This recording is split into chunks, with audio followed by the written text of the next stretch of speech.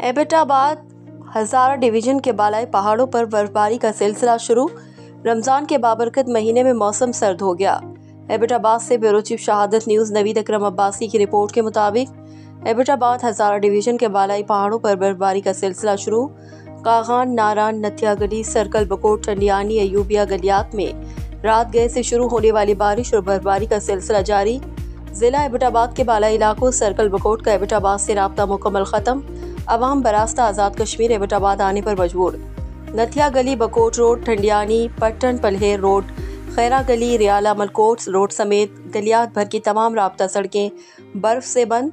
Galiyat development authority और rescue की machinery और एहलकार दिन रात इमरजेंसी ड्यूटी करके सड़कों की बहाली कर रहे हैं। जिले इंतजामिया ने मकामी लोगों और सयाहों को सफ़र की हिदायत जारी कर रखी है और मुताल्लिका इदारे फील्ड में सरगर्म हैं।